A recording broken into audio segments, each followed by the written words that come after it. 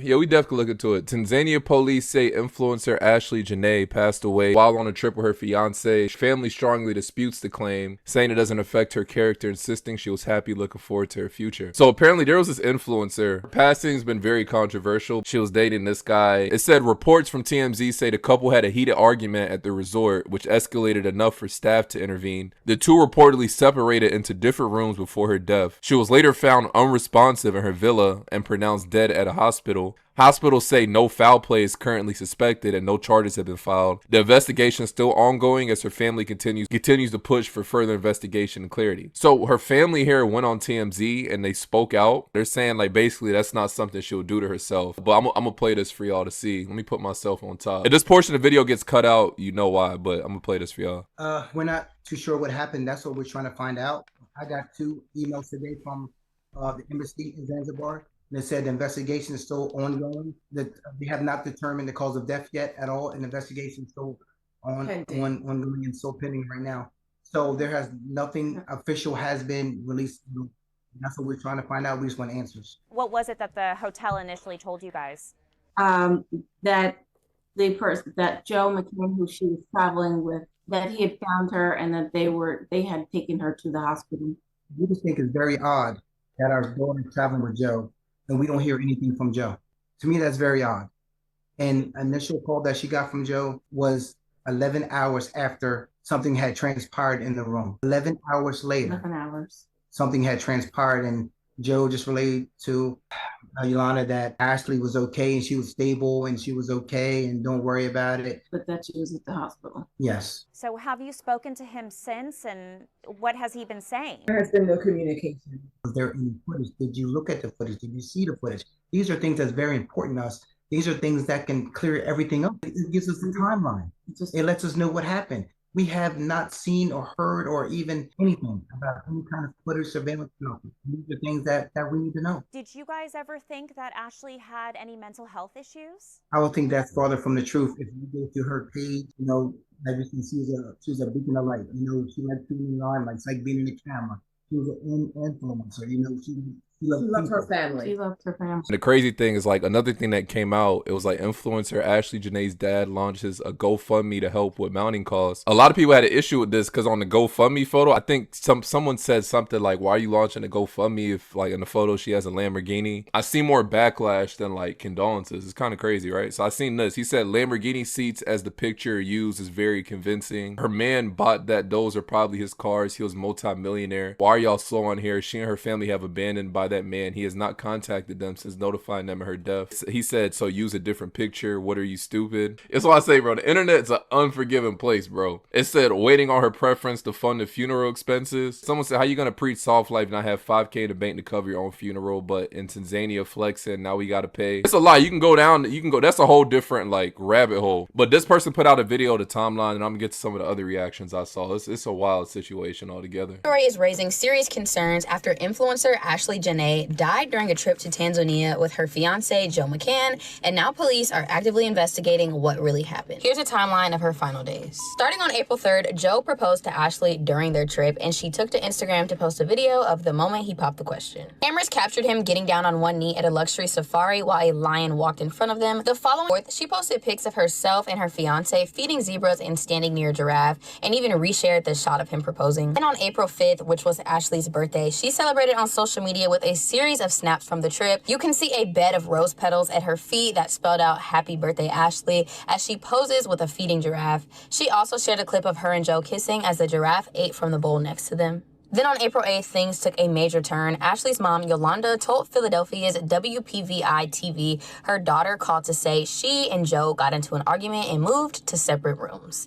They had been staying at a luxury resort, Zuri Zanzibar, at the time. On April 9th, Ashlee was found unconscious in her villa and rushed to the hospital, according to a local news outlet. The family tells TMZ Joe waited 11 hours to call them and tell them what happened, which they find very suspicious. They also said Joe told them Ashlee was okay and stable, even telling them not to worry about it. WPVI reportedly obtained the hospital's medical record for the incident, which notes an unidentified mark around her neck and says, according to the husband, he found she herself on the door. According to the Tanzania outlet, Ashlee died at the hospital on April 10th, and WPVI obtained a report from a second hospital she was allegedly taken to. The document lists her immediate cause of death as cerebral hypoxia by strangulation and suffocation. The family tells us they haven't heard from Joe since he called to say Ashlee was in the hospital. Police are now investigating, and her family says they still have serious questions, adding they haven't heard from Joe since that initial call. So this poses the question, what really happened in Ashlee Jenae's final days? Yeah, that's OD crazy. Like I told y'all in the beginning, like when I first saw it, I saw the Fear Buck tweet, and I was like, damn, that's a crazy ass story. And if you click the quotes on that or just any posts, you would have seen it's more backlash than condolences. I was like, damn, what'd she do? I never heard of her. You know, like I never heard of her. But it's crazy. It's wild. It's a wild ass story. I'll play this. Some of the stuff I saw. I'll play like opinions for both sides, and then you guys let me know what y'all think. If you follow the situation more, you can see kind of what people were saying from both ends. So hear me out.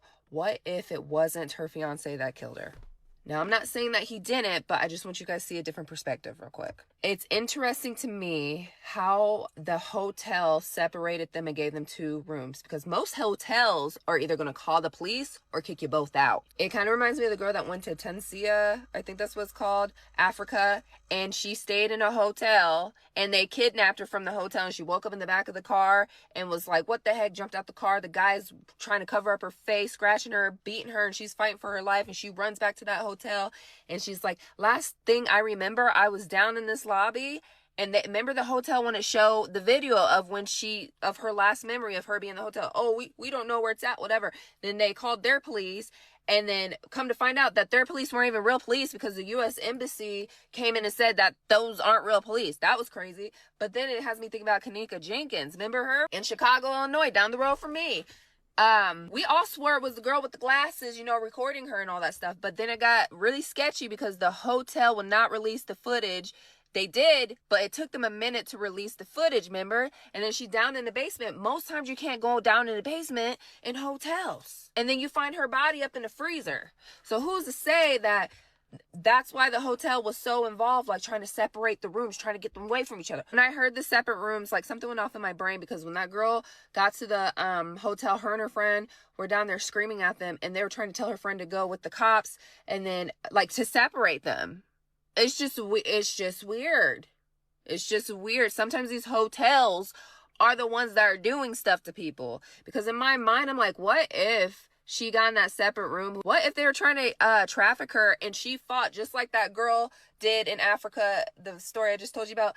What if she fought and it didn't go well, and so they ended up just killing her, trying to stage it? Who knows? I'm not saying that her husband didn't kill her or her fiance didn't kill her, but it's just like, sometimes you gotta watch these hotels, because these hotels be having like trafficking underneath their tunnels. They have cameras up in the room. I don't know, because he would have... Wait, they said it for me? They said, the fiance would be more vocal and engaged with her family, but for some reason, he's not speaking to them at all. Yeah, that's a fact. And even if that was the case, it's all the evidence is kind of leaning towards like the fiance having something to do with it, allegedly. But yeah, it's wild as hell though. That shit is a wild ass story. Remember when this happened and black women across the internet all agreed that rest in preference was their new phrase? They all thought it was funny that Telvin Osbourne lost his life at the hands of a white woman. And they thought it was funny because Telvin was a widely known swirler, essentially, for lack of a better phrase. He openly showed his disdain for dating black women and said that they would not be his first, second, or last choice. So it made sense that they felt how they felt, completely. A man who disrespects you any chance he get while in a relationship with a woman, a white woman, it was on brand for them to be upset. Me personally, I thought it was justified to a degree. Fast forward to the Ashlee Jenae situation. Exact same circumstances, just switch the genders. This time it's a woman who openly discusses her disdain for dating black men and how she wouldn't date them, and while she has a white partner. And as we fast forward, we see that the response are violently different. For whatever reason, black men are not allowed to feel disrespected about a woman who disrespected them. And for whatever reason, black men are expected to have some type of respectability politics concerning a woman who constantly slandered them on the internet and had a fetishization for having mixed children. Knowing that if this was a black man in this situation, the response would be totally different. The same one that Telvin Osbourne got. He would be getting rest in preference tweets. And nobody would bat an eye. Nobody would have an issue. But now that it's a woman, the sympathy and empathy has to be implemented. Context has to be implemented. Has anybody ever asked, Telvin Osbourne how black women treated him for him to feel that way? They don't care.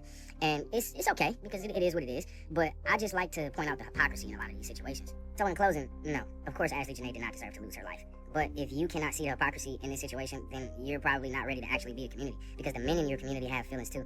And you can't cherry pick scenarios and obviously jaded stats in order to push an agenda. You're not bringing anybody together by participating in hatred. Rest in peace to Ashlee Jenae, and hopefully one day we can rest in peace to politics around interracial relationships. Who's Telvin Osbourne? Who is that? Osbourne was shot and killed on Sunday morning. His girlfriend was present. Oh, was he also okay? So it's the same situation, but the opposite way. Okay. Telvin Osbourne was shot and killed on Sunday morning. His girlfriend was present, but no one has been arrested yet. The 30-year-old from Midville, Georgia, went by the name Telbo Rackens. This is his girlfriend, Hannah Grace Cobb. The couple had 2 children together. They had been together for 5 years, according to an anniversary post from Hannah Grace last year. In the 5 years they were together, they both posted each other all the time on social media, where they seem super in love. But ever since he died on Sunday, his family has been all over social media alleging that Hannah killed him. So Hannah Grace Cobb kills my brother Telbo Rackens after leaving a club partying. She claims she went home and cleaned a damn gun and shot him in the head. Anybody out there knows something doesn't sound right about that. The shooting happened off 4 Points Road, just south of Augusta near Waynesboro. There is virtually no news out there about this. According to officials, deputies made contact with the complainant, Hannah Cobb, who is cooperating with the investigation. So I guess Hannah called the police after allegedly shooting him while cleaning a gun. The Burke County Sheriff's Office Criminal Investigation Division is working diligently to gather all facts. So it could be that an arrest will be made, is planning on being made, but they want to gather all the evidence first to solidify that charge. More posts made by Telbo's brother say, is that the house they shared cut off to everyone? Which I guess he's referring to the home that Telbo and Hannah Grace shared together. From my sources, the house had never been set up as a crime scene, and if so, it wasn't one right after my brother was found dead there.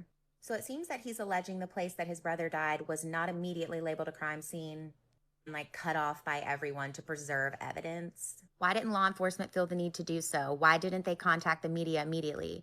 They knew they needed to cover up for her actions. Tell me I'm wrong. If so, I've found the reason. Is Hannah's father, a cop or ex-cop? Now, I don't know how true that is. I'm not from the area. I don't know anything about her, this family. That's just what he's alleging. I don't know if he's just angry and saying things, but I don't blame him at this point. His brother was killed less than 48 hours ago.